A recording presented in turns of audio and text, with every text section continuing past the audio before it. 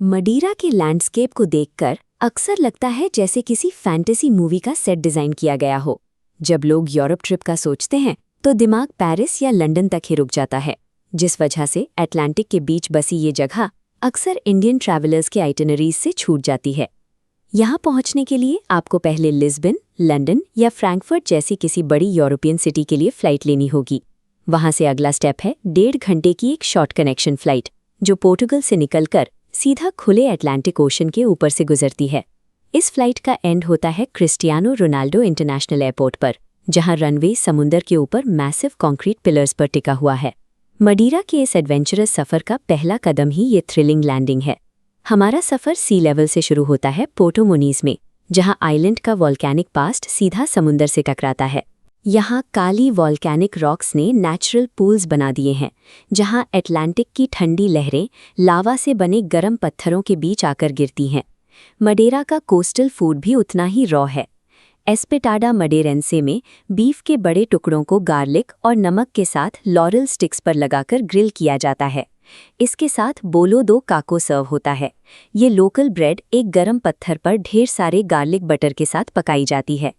सफ़र की थकन दूर करने के लिए लोकल स्पॉन्छा पीते हैं, जो हनी, लेमन और शुगर केन स्पिरिट के मिक्सचर से बनती है। ये आइलैंड का सबसे बुनियादी एक्सपीरियंस है: आग, ज्वालामुखी पत्थर और अटलांटिक का खारा पानी। मडेरा की बदलती हुई एलिवेशंस को समझने के लिए एक कार रेंट करके आइलैंड की जिगजैग रोड्स पर निकलना ज़रूरी है। जैसे ही आप ऊपर की तरफ ड्राइव करते हैं, धूप की जगह एक परमानेंट धुंध ले लेती है। ये फनाल फॉरेस्ट है। मॉस से ढके ट्विस्टेड पेड़ों के बीच चलते वक्त ऐसा लगता है जैसे आप किसी डार्क फैंटेसी मूवी के सेट पर चल रहे हों। सिर्फ कुछ हजार फीट की ऊंचाई पर आते ही कोस्ट की गर्मी एकदम मिस्टिकल ठंड में बदल जाती है। अब बारी है आखिरी चढ़ाई की, पिको डो अरिएरो तक, जो मडेरा की तीसरी सबसे ऊंची चोटी है।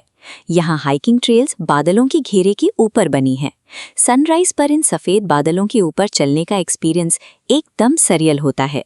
ये ऊंचाई मडेरा का सबसे बड़ा विजुअल पे ऑफ है।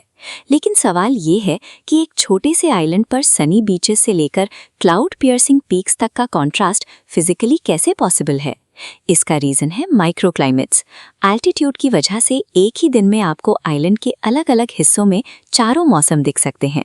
इस बदलते मौसम की वजह से यहाँ हमेशा ट्रैकिंग शूज़ और एक लाइट जैकेट साथ रखना ज़रूरी है। मडीरा उनके लिए है जो हर वक्त एक्टिव रहना पसंद करते हैं और इस आइलैंड के हर एक्सट्रीम